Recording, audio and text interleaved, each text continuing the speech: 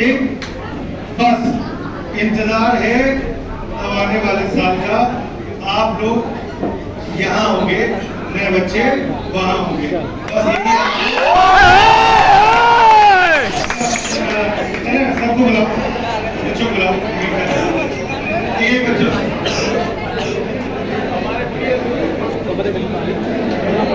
ऐसी बनोगी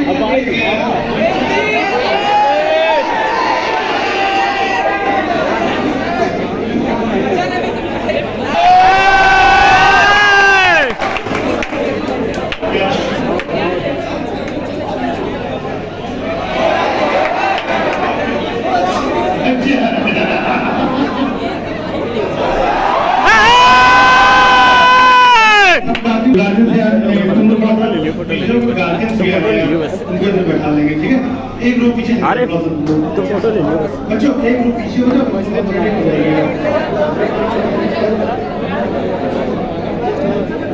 ग्रुप में हो जाएगा।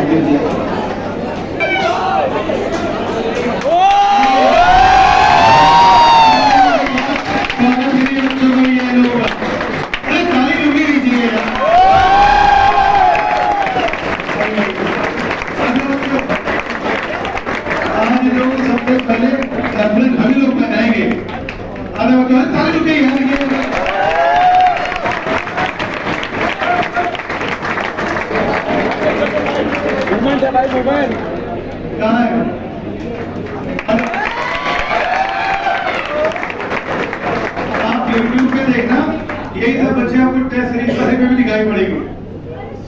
उमर आसिफ का अरे ताली दे जोर से करना चाहिए, और एक करके ताकि मोहन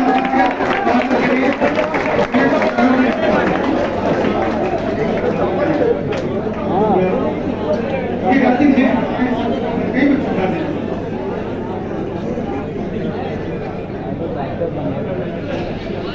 अभिषेक करके पेरेंट्स को देखो ताली बेटा थोड़ा सा शिफ्ट हो जाओ, तुम लोग शिफ्ट हो, तुम लोग शिफ्ट हो जाओ पीछे यार।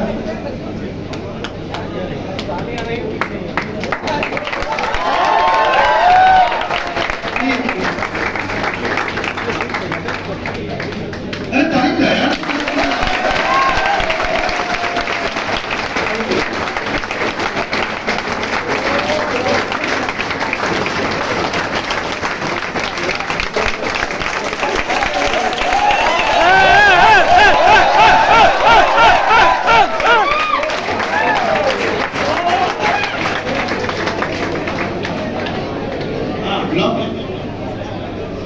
सर आप सभी लोगों का बहुत बहुत तहे दिल से स्वागत है कि आपके बच्चों ने हम लोग का नाम रोशन किया।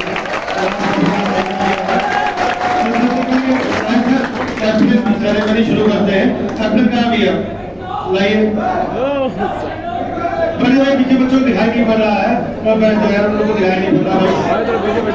कैप्टन कॉल करके दीजिए इसमें, चलो बताइए आप लोग मैं बोलते हैं, आप लोग कैप्टन जानते हैं नहीं सर, ओपन करके होगा, ओपन करके दे दो सब बच्चों के। पहली बार ये व्हाइट कोट, ये व्हाइट कोट नहीं है, ये व्हाइट कोट नहीं है भैया, ये सपना, ये रातों की नींदें हैं।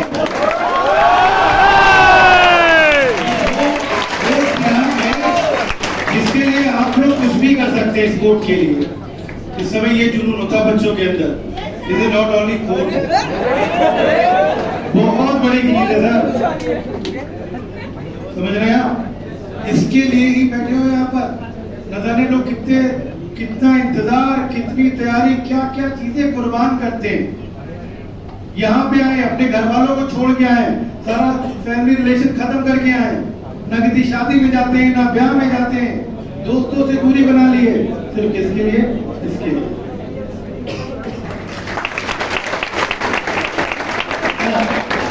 शुरू करो, सब लोग करें, इसको ओपन कर दिए, ओपन कर दिए, ओपन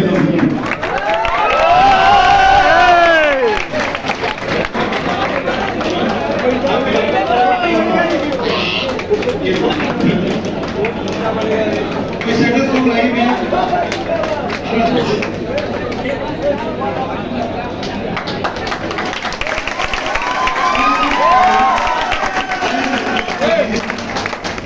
सर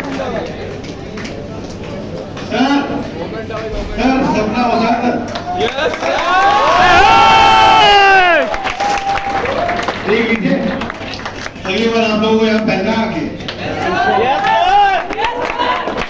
बोलो सर।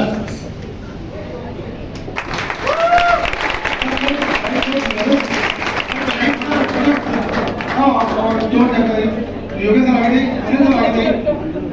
करेक्ट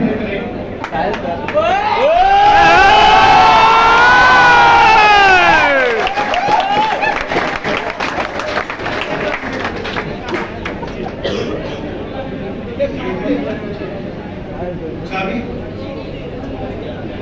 ठीक।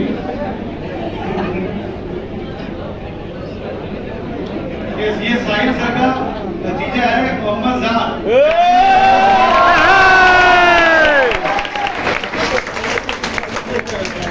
अनिल सर आइए, रजित सर आइए।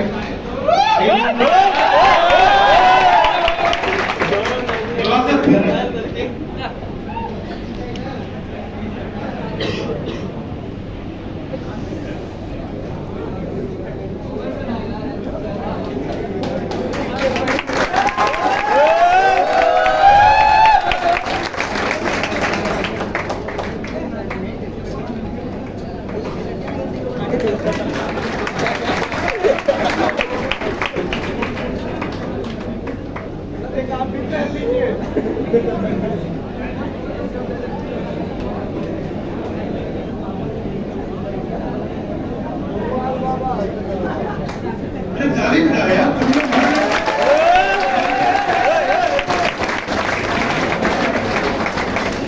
नहीं, हम चाहते हैं तुम लोग वो करो, तुम लोग कर नहीं रहे हो।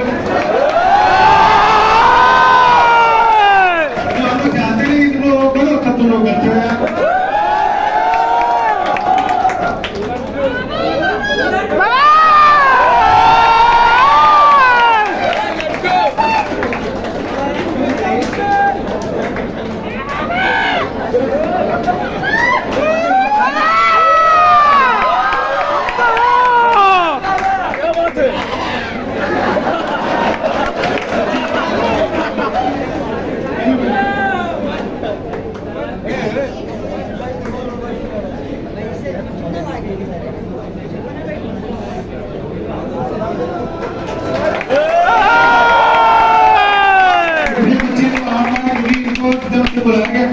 कई बजे तो रात में ट्रैवल करके आए अपने घर से, बोले उन्होंने कहा कि आज आना है आप लोगों को। तो बोले सर अभी तो कल रिजल्ट आया रात में और कैसे, तो उन्होंने कहा कोशिश करो आ जाओ।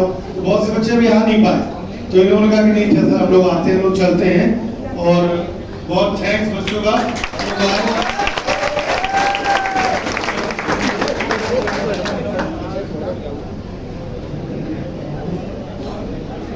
प्लीज आए सर।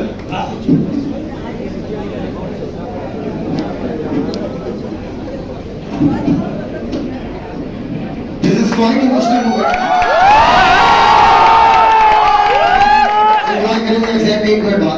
एक मिनट थोड़ी सी काम की बातें कर ले जब तक एप्रन समारोह होगा।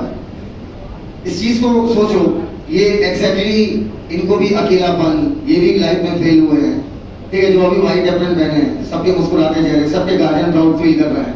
ये हर जो तुम मोमेंट फेस कर रहे हो, वो टिफिन का सूखा खाना, क्लास 10 बजे छूटना मेरी और खाना ना मिलना, ये सारी चीजें सब फेस करते हैं। सब मतलब सब जितने लोग खड़े हैं, ये मेरे लिए बहुत इमोशनल मोमेंट है। लिटरली मेरे हाथ कांप रहे थे अप्रैल बनाते वक्त, हाथ इसलिए कांप रहे थे जी।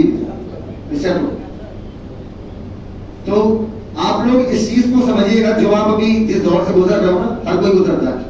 आप तरह तरह के एक्सक्यूजेस देते हैं, हम सब देते हैं। अगर आप एक्सक्यूजेस दोगे तो कुछ नहीं होगा, सीधी सी बात है। ये जो व्हाइट अप्रैल है ना, ये आप पैसों में नहीं खरीद पाओगे। ये सबसे महंगा ड्रेस है और सबसे महंगा हेडफोन, ये आपका स्टेथोस्कोप है, ये आप पैसों से नहीं ले पाओगे। ये जो मोमेंट है, ये मोमेंट आपकी लाइफ में भी आएगा, और तभी आएगा जब आप एक्सक्यूजेस देना कर दोगे बंद। इन्होंने भी अपनी लाइफ में एक्सक्यूजेस दिए होंगे, तो कभी ना कभी गिरे होंगे। और ऐसे ही आप अपनी लाइफ में अगर एक्सक्यूजेस देते रहोगे, सर मैं पढ़ता हूँ, मैं भूल जाता हूँ, सर मेरी ये प्रॉब्लम है, ये प्रॉब्लम है, ये दुख है, तो अल्टीमेटली रिजल्ट क्या होगा, आप वहीं रह जाओगे। वहां से यहाँ तक के सफर में समझ लो, जो कपड़ा पहने हो इसके ऊपर एक कपड़ा और डालना है, और वो कपड़ा डालने के लिए आपको ये कपड़ा जो है इसे पसीने से भिगाना पड़ेगा। Are you getting my point? ज्यादा बातें मैं अभी कर नहीं पाऊंगा. This is emotional moment for me and you both.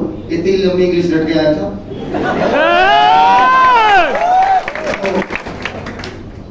Best of luck. उम्मीद करते हैं अगले साल ये स्टेज कम पड़ जाए, पूरे का पूरा बैच इधर हो और आगमन रचना बने.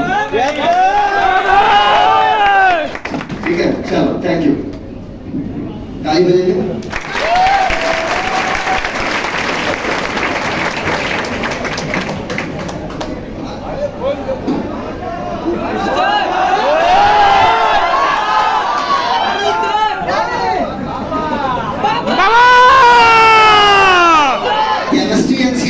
चैप्टर नंबर 3 पीरियोडिक टेबल मैटली. क्या बात है?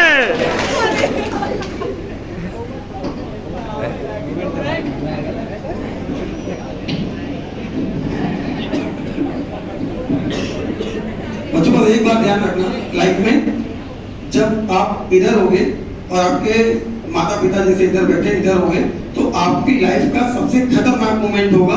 इससे खतरनाक मोमेंट, इससे अच्छा मोमेंट कुछ नहीं हो सकता है. और मेरी दुआ आप सबके साथ है कि आप इधर खड़े हमें मिलो नेक्स्ट ईयर. चलिए, बहुत धन्यवाद.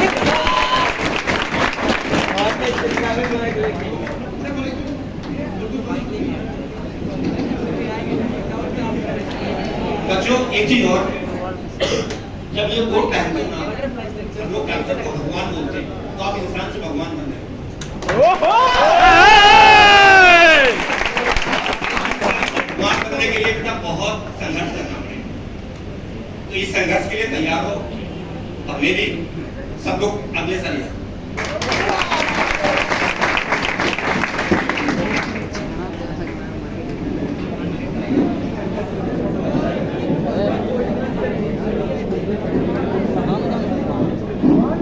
तो कैसे बच्चों? देखो यार, सब गुरु लोगों ने सबने बहुत काम की बात बताई. मैं सिंपल इतना ही कहूंगा कि फेल्योर से हारना नहीं. फेल्योर, अब तुम जितनी भी स्टोरी पढ़ते हो, चाहे वो डॉक्टर बने हो या बहुत बड़ा इंजीनियर या कोई भी ऑफिसर बना हो या कोई बहुत बड़ा साइंटिस्ट हो, सबकी लाइफ में फेल्योर है.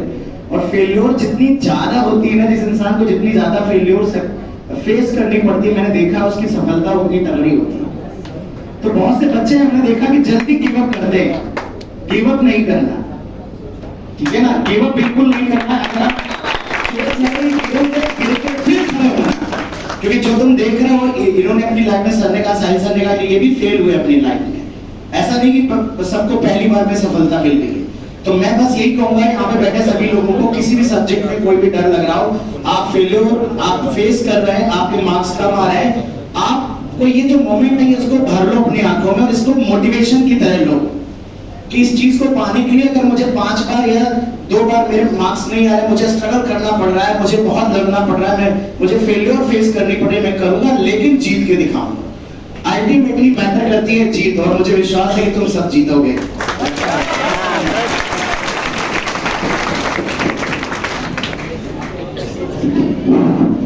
गुड इवनिंग बच्चों. जोर से बोलो गुड इवनिंग. यही आपका जो जोश है पूरे साल में रहना चाहिए. मैं ज्यादा क्या बोलूंगा, क्योंकि मेरे को ये खुशी उस दिन थी जब मैं भी सेलेक्ट हुआ था. 15 जून सर 2011 को मेरा रिजल्ट आया. मेरी रैंक थी सर 297. तो मेरे को भी सर बहुत खुशी. आप सभी को जितने लोग सेलेक्ट हुए बहुत सर मेनी कांग्रेचुलेशन. और आप जितने सर बैठे हैं, अगले साल के लिए सबको बेस्ट ऑफ लक. और आप जरूर अच्छा करोगे, मुझे विश्वास है सर आप पे कि आप अपना सेल्फ कॉन्फिडेंस रखिए. बहुत जरूरी है सेल्फ मोटिवेशन. मैं कितना बताऊंगा ये उतना जरूरी नहीं है. जो आप अभी एनर्जी आपके अंदर आ रही है, जितना आप अच्छा महसूस कर रहे हैं कि मैं भी बहुत अच्छा करूंगा, लास्ट ईयर मैं भी यहाँ पे खड़ा होऊंगा, 700 प्लस लेके आएंगे, 720 भी आप लेके आ सकते हैं. 2 बच्चों ने 720 लिया है, क्या आप नहीं ले आ सकते? बोलो लेके आना है. तो ये जो अभी आपके अंदर एनर्जी है, जो आपके अंदर जोश है, पूरे साल भर रखना है.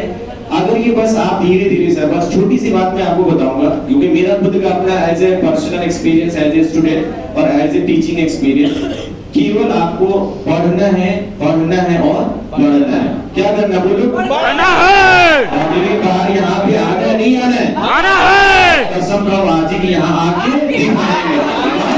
Yes sir. चलो थैंक यू सो मच। इसी स्पीड के साथ पूरे शाम तक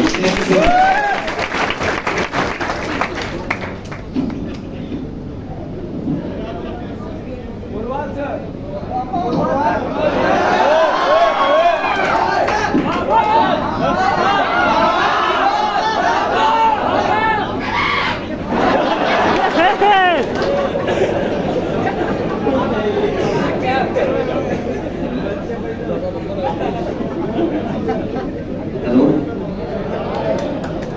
मेरा नाम मोहम्मद आसिफ है और मैं पीलीभीत से हूँ और मेरा इस बार स्कोर नीट 2023 में 685 out of 720 with all India rank 1270 and category rank 326।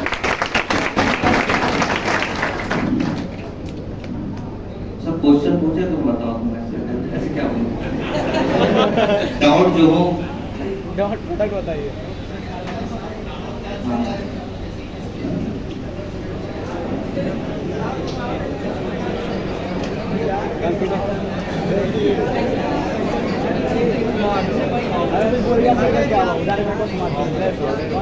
मैं 2019 में 19 से 20 में कानपुर आया था और मेरे बड़े भाई हैं वो मुझे यहाँ करके गए थे।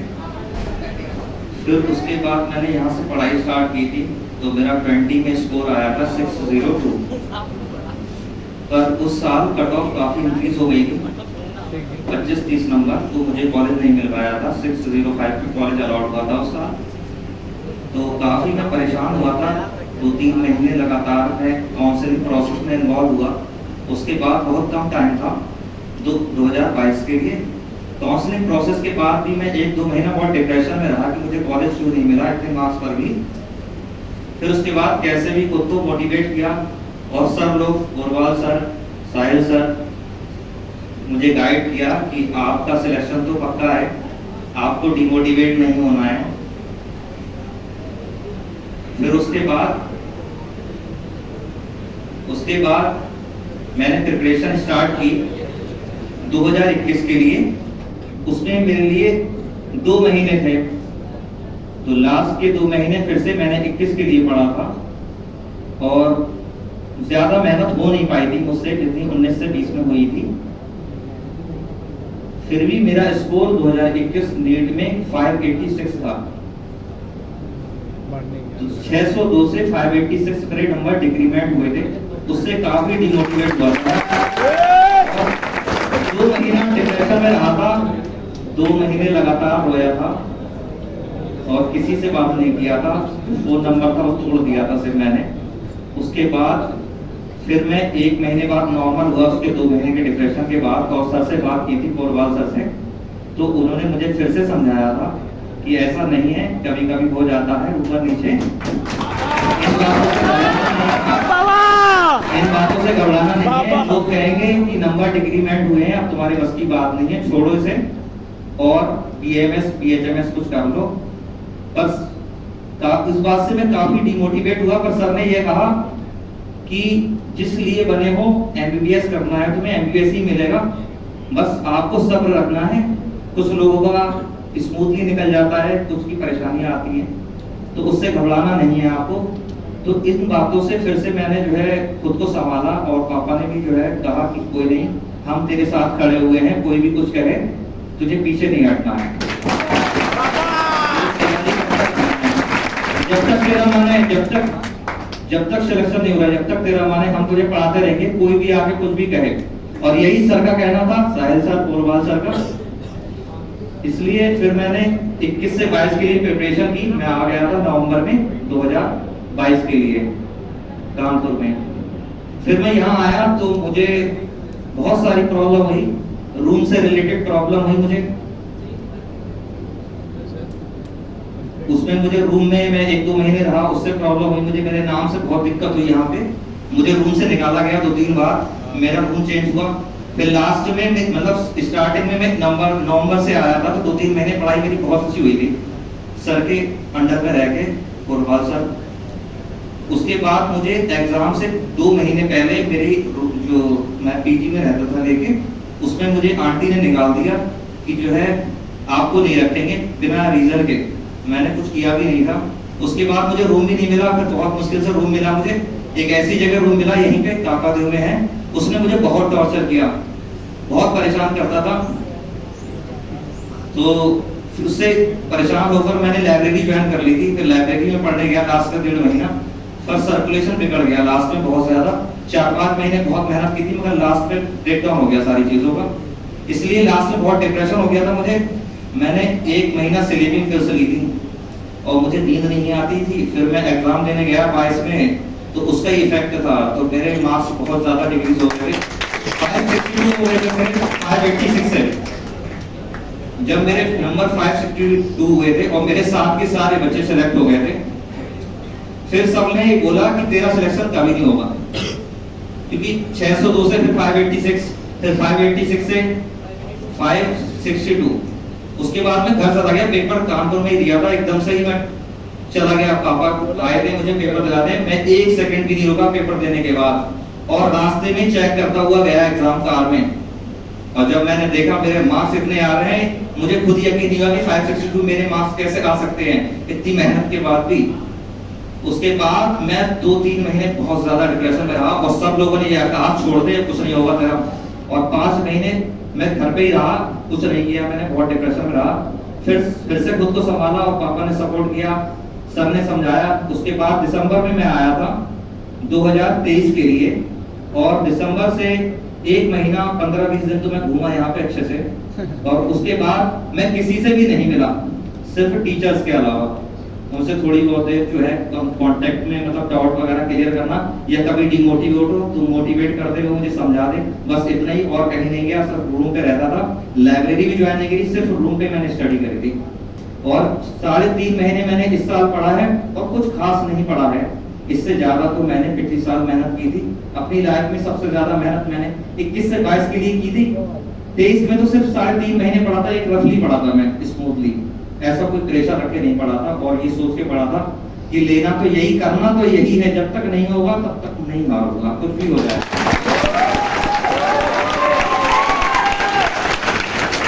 फिर एग्जाम से पहले 1 हफ्ता घर चला गया था यहाँ से टीचर से मिलके। उसके बाद मुझे 4 दिन पहले एग्जाम से नींद नहीं आई, 2 मई से। और 2 दिन पहले थे जो एग्जाम की, उस दिन मुझे खूब नींद आई, जो लास्ट दिन था 6 मई का, उस दिन मुझे नींद ही नहीं आई। 1 घंटा सोया मैं 11 से 12, उसके बाद नींद नहीं आई। फिर मैंने ये सोच लिया कि मुझे वही दिक्कत हो रही है, इतनी मेहनत करने के बाद सब कुछ सही चला था, और 1 घंटा सोया हूं, मेरा पेपर तो खराब जाने ही वाला है। फिर 1 घंटा में उस कोशिश करी, मैंने नींद की नहीं आई। उसके बाद 2 बजे उठ गया, और सारा मैंने फिजिक्स, केमिस्ट्री और बायो 10 बजे तक सारी रिवाइज करी, जो शॉर्ट नोट मैंने बनाए थे उससे एक बार रिवाइज करा, सब भूल गया, क्या होगा क्या नहीं होगा, पेपर है कुछ नहीं है, सब दे के आना है। फिर स्मूथली फिर जो है 10 बजे निकला सेंटर से सब कुछ, और फिर गया, और फिर सब हो गया, पता भी नहीं चला क्या हुआ क्या नहीं हुआ 3 घंटों में। उसके बाद आगे बोला मेरा सिलेक्शन तो पक्का है, और मैंने ये नहीं कहा कि मेरा इतना स्कोर आएगा। पापा ने पूछा कैसा हुआ, मैंने कहा पेपर बहुत अच्छा हुआ है और सिलेक्शन हो जाएगा, मगर मार्क्स नहीं पता, जब तक कैलकुलेट नहीं करूंगा। मतलब इतना डाउट, मतलब इतने बार फ्लक्चुएट मार्क्स हो गया था, तो एकदम सेल्फ डाउट रहता था। मैंने कहा सिलेक्शन हो जाएगा, मार्क्स का पता नहीं है। और जैसे ही मार्क्स मैंने क्वेश्चन देखे रास्ते में आते हुए सेंटर से, तो मैंने केमिस्ट्री सबसे पहले चेक की थी, जो सॉल्यूशन चल रहा था उसके, तो पहला पेज था उसका सॉल्यूशन का, तो उसमें मेरे 3 क्वेश्चन गलत हुए केमिस्ट्री में। फर्स्ट पेज से 51 से क्वेश्चन से उस पेज में 3 क्वेश्चन मेरे गलत थे। मुझे लगा इस बार में मेरा सिलेक्शन नहीं होने का है। उसके बाद मैंने पेपर रख दिया, मैं अंदर मैंने इतना बता दिया कि इतना एक्साइटेड हो गई मेरा सिलेक्शन हो रहा है, और फर्स्ट पेज देखा मैंने, उसमें 3 क्वेश्चन गलत। उसके बाद मैं फिर से डिमोटिवेट, अब मैंने कहा, मैंने इतने कॉन्फिडेंस से बोला कि मेरा सिलेक्शन हो रहा है, और ये पहले पेज में 5 क्वेश्चन से 3 क्वेश्चन गलत हो गए। उसके बाद मैंने पेपर रख दिया और घर पे गया और नमाज पढ़ी 10 बजे। उसके बाद मैंने पेपर अपनी बहन से मिलवाया, ये बैठी है अर्शी, इनसे मिलवाया पेपर, तो इन्होंने मिलाया वो पेज, जो पहला पेज था, बस पहली क्वेश्चन गलत थे और कोई क्वेश्चन गलत ही नहीं मिला।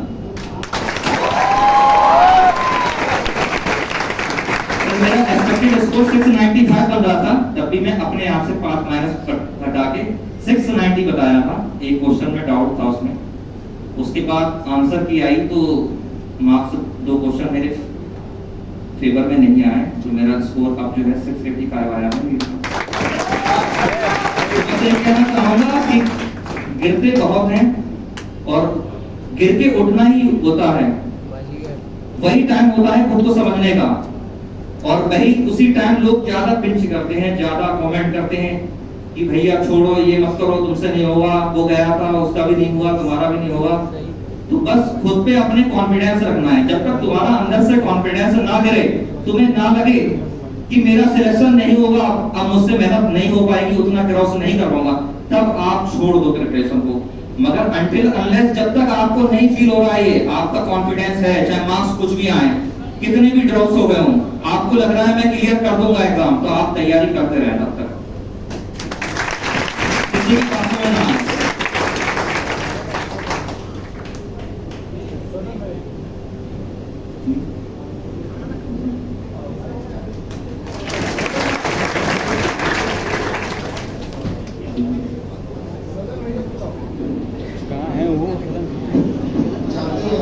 अभी आसिफ ने लास्ट में एक बात बोली ना कि राजस्थान में सिलेक्शन हुआ था इस साल 2023 में, तो सिर्फ 3.5 महीने पड़ा। ये मत सोचना कि 3.5 महीने उसने पिछले 2-3 सालों में इतना पढ़ लिया था कि वो नंबर उसके पुरानी पढ़ाई से ही आए हैं, है ना। ये नहीं कि 3.5 महीने हम भी पढ़ेंगे सिलेक्शन, ऐसा नहीं होगा, है ना। तो पढ़ना तो आपको झेल के एक बार फिर से तालियां हो जाए, बहुत बहुत। अब किसकी बारी है? अब रश्मि की बारी है। रश्मि कुछ और मैं कानपुर डिस्ट्रिक्ट की हूँ। मैं बेसिकली अपने फिजिक्स के स्कोर के बारे में डिस्कस करूंगी, बिकॉज मैंने सबसे ज़्यादा मेहनत फिजिक्स में की थी। जब मैंने नीट का फर्स्ट अटेम्प्ट दिया था तो मेरे फिजिक्स में 20 नंबर थे, और मैंने शायद कुछ 7 या 8 ऐसे क्वेश्चन अटेम्प्ट करे थे, और इस बार मेरे फिजिक्स में 160 आउट ऑफ 180 हैं।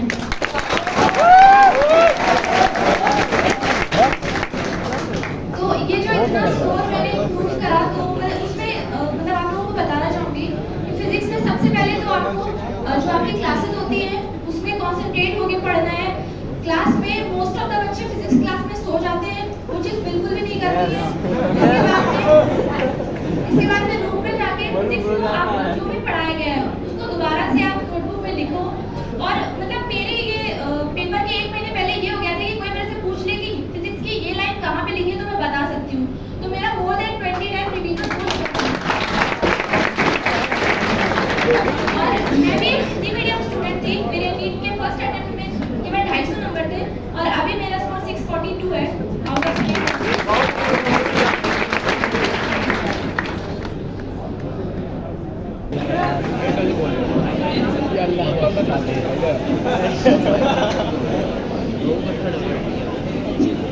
Hello everyone.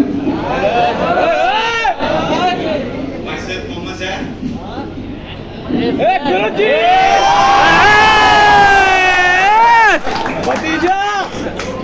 सबसे पहले तो मैं सबको बताना चाहूंगा कि मेरी जर्नी इसी क्लासरूम से स्टार्ट हुई थी। Like I used to sit back there, और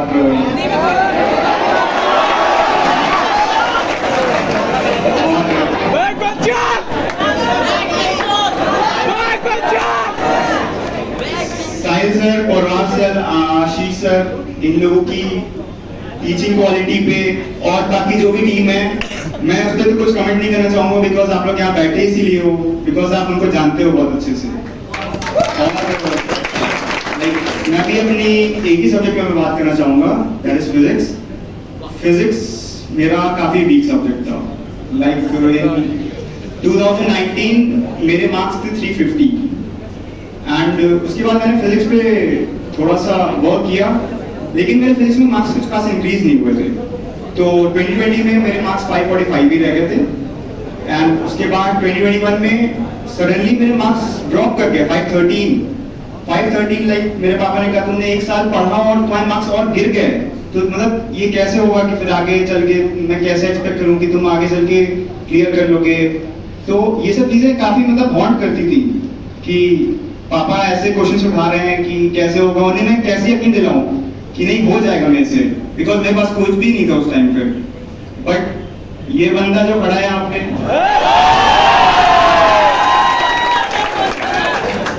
साहिल सर ने मतलब वो मुझे मतलब नहीं जानते थे कि मैं पूरे टाइम मैंने अपने प्रिपरेशन फेज में क्या किया है क्या नहीं किया है, बट जो उनका बिलीफ था मेरे ऊपर, वो हर एग्जाम से पहले वो यही कहते तुम हो क्या होगे, मान गए गुरु।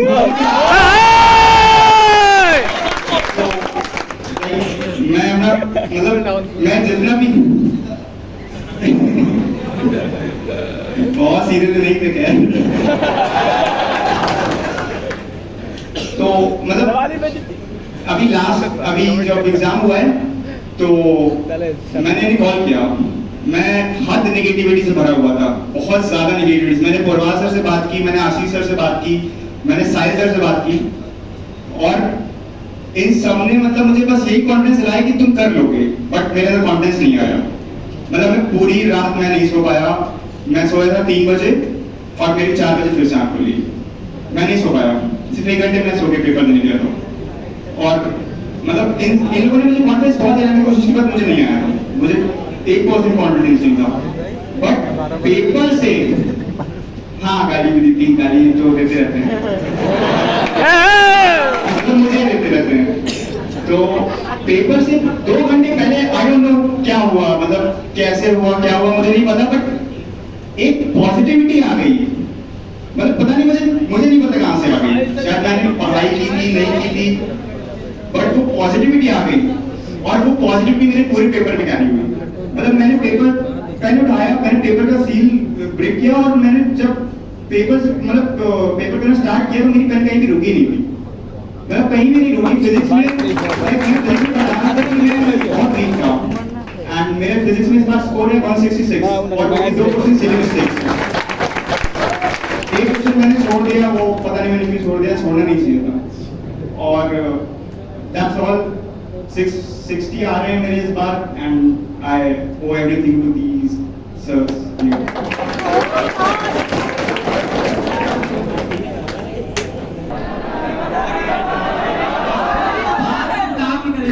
कि पहली चीज अपने टीचर में 120% विश्वास रखिए, और दूसरी चीज उससे भी ज्यादा विश्वास अपने ऊपर रखिए। आपने अपने आप को अंडरएस्टिमेट किया, वही सारा खेल बिगड़ जाएगा। और टेस्ट जितना दिन में खाना खाना जरूरी है, उतना ही टेस्ट देना जरूरी है। जलवा है।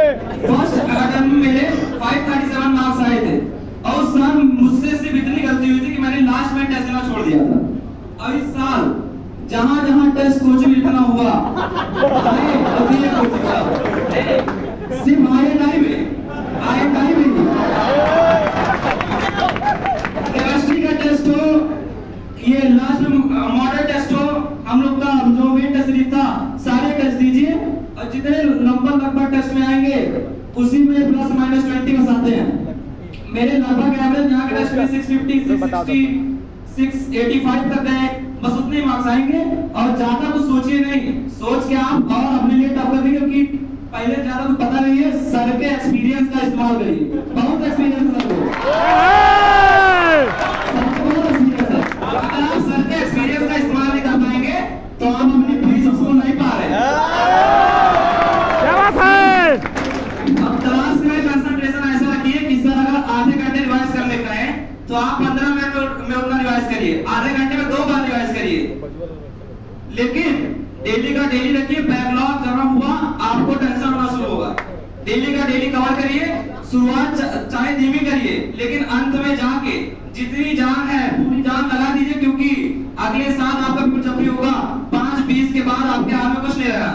और जिस साल आपको सेलेक्ट होना होगा, जब नीट का पेपर हाथ में आएगा तो एकदम हल्का हल्का लगेगा, मुझे लगा था। अब पेपर करना शुरू करेंगे, जब आपके सामने एग्जामिनर आएगा तब पता चलेगा कि यार टाइम हो गया।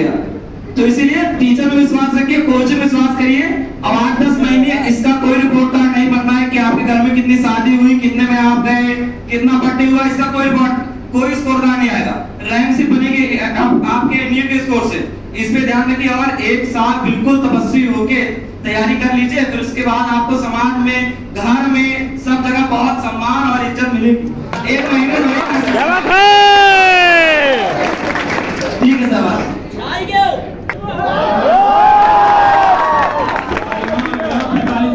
देख के हम लोग भूल जाते हैं। अब पैसा दियो तो पूछो, तब तक पूछो जब तक आ न जाए। सर जी लोग खुद ही बताते रहते हैं, बाकी नहीं आए तो बाहर जाके पूछो। पैसा दियो भाई, छोड़ोगे। बाकी सर के बारे में जानते ही हो, क्या बता सर।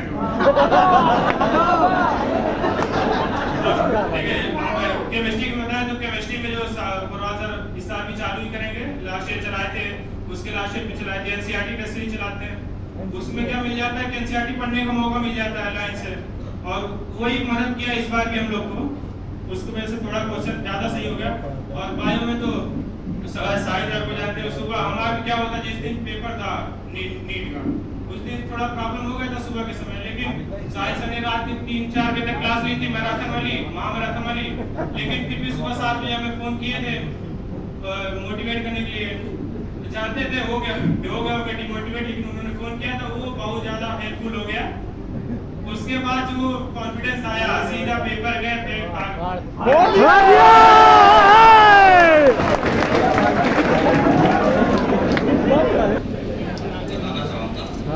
कैसे चलना है इस साल के लिए, 2024 के लिए, जो भी ड्रॉपर्स हैं, जिनकी सबसे इम्पोर्टेंट पॉइंट बता रहा हूँ, उसमें आवाज जा रही है। हेलो, सबसे पहली बात ये कहना चाहूंगा कि जो बायो सब्जेक्ट है, बायो में सिर्फ एनसीईआरटी पढ़नी है और उतना ही पढ़ना है उसमें भी जितना साहिल सर बता रहे हैं।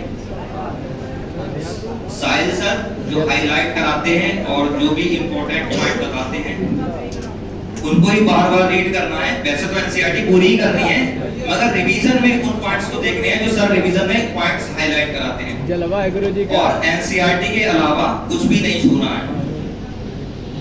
आप 350 प्लस स्कोर इजीली कर सकते हैं, 360 तो नहीं कहूंगा, क्योंकि 1-2 क्वेश्चन नीट में हर साल कंट्रोवर्सी में रहते हैं, तो वो तो लक होता है कि 360 आ जाए।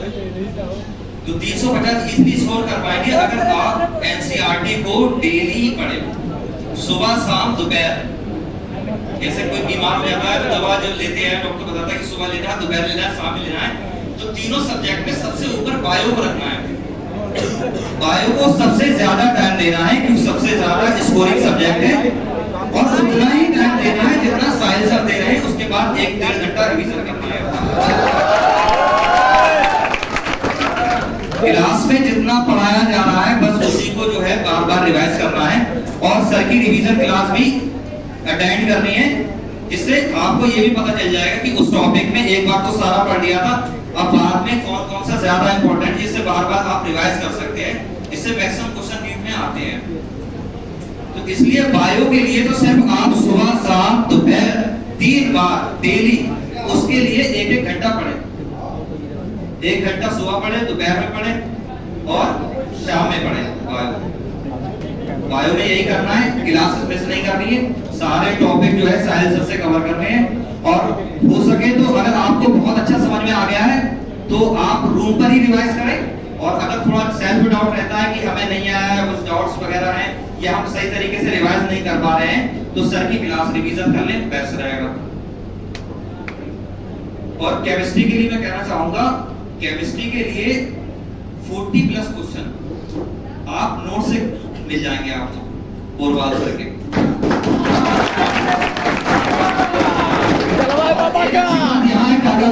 जो मैं बताना चाह रहा हूँ, आप कहीं पे भी जाओगे दिल्ली कोटा, वहां पर चैप्टर का मास्टर होगा। जैसे केमिकल आयनिक कोई बेस्ट पढ़ाता होगा, केमिकल काइनेटिक्स कोई बेस्ट पढ़ाता होगा, इनऑर्गेनिक का कोई बेस्ट होगा, ऑर्गेनिक का कोई बेस्ट होगा। कोटा में भी कोई ऐसा टीचर नहीं है जिसके तीनों सब पार्ट्स मजबूत कॉन्फिडेंस के साथ कह सके कि तेरे 44 से 45 क्वेश्चन हो सकते हैं अगर तू मुझे कंप्लीटली 100% फॉलो करेगा। इतना अगर बस ये कहेगा कि इनऑर्गेनिक केमिस्ट्री के 15 क्वेश्चन आते हैं तो तुम 15 कर लोगे, मगर पोरवाल सर के नोट्स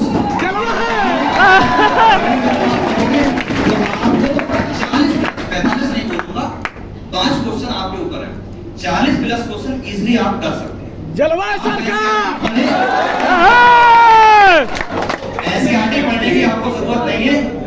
आपको एनसीईआरटी की जरूरत तभी है जब आप 100% जितना वर्क दिया जा रहा है पोरवाल सर के थ्रू टेस्ट और जो क्वेश्चन देते हैं वो क्लास टेस्ट लेते हैं और जो वीकली टेस्ट चलते हैं उन सारे को दे रहे हैं आप और रिवाइज कर रहे हैं सारी चीजें। उसके बाद भी अगर आपको टाइम मिल जाता है तो आप एनसीईआरटी की रीडिंग करिए, उसकी बैक एक्सरसाइज के छोटे छोटे क्वेश्चन किए, लॉन्ग क्वेश्चन ना करिए और इंटेक के सारे क्वेश्चन को देख के जाइए नीट से पहले।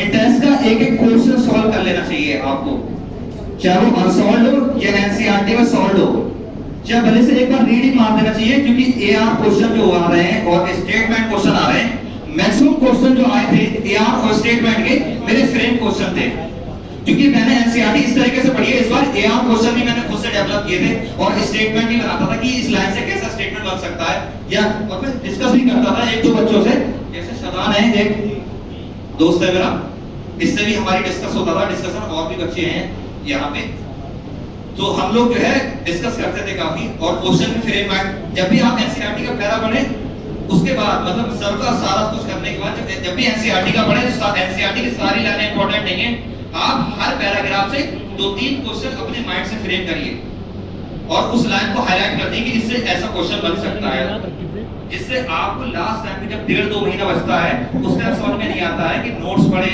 एनसीईआरटी पढ़े और वो लास्ट में चलती है मैदान तक वो करें तो सब कंफ्यूज हो जाते हैं।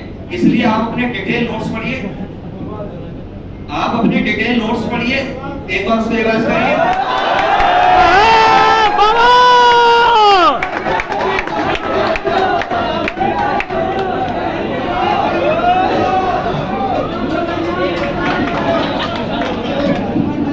Thank you Asif, thank you very much. इतनी तारीफ बहुत करता है यार। अच्छा मेरा तो आप हम लोग बाहर चले और तुम लोगों को मालूम है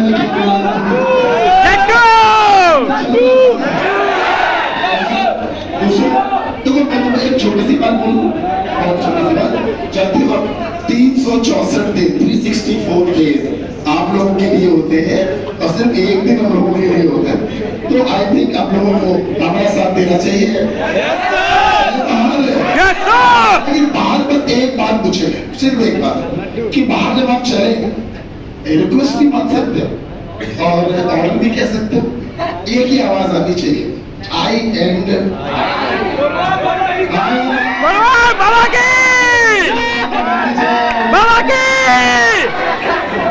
आवाज आनी चाहिए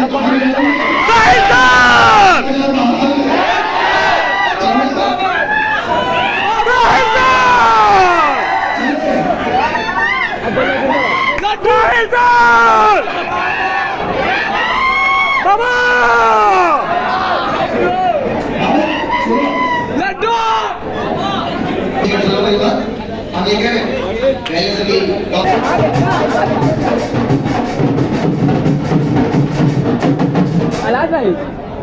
बता दिए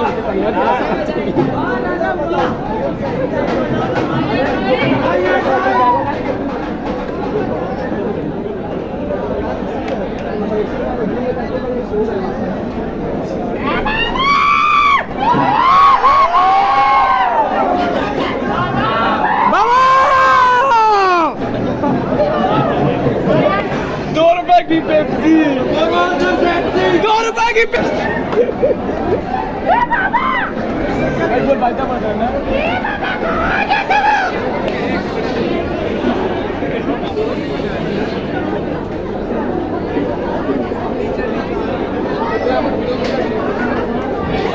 जो निकला जिसको माँ बाप सामने वही साला रे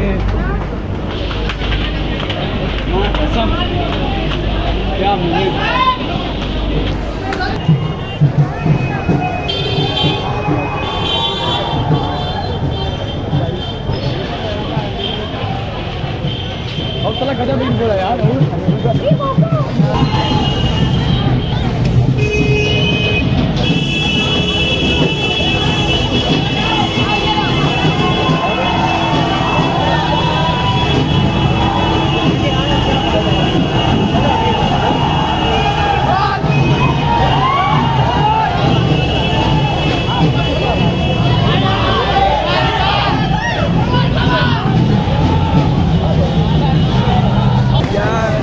बाबा नहीं करते यार। बाबा बहुत आगे है, भाग गए आगे, बहुत आगे है। चलो भाई आगे चलो, बाबा भाग गए आगे।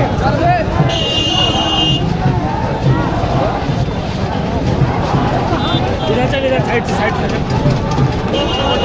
नहीं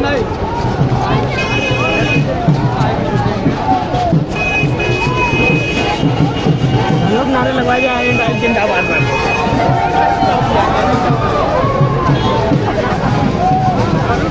बाबा किधर है? बाबा होते आगे हैं।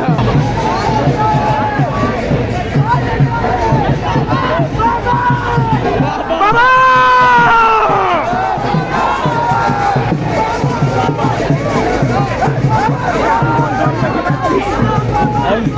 लगवाए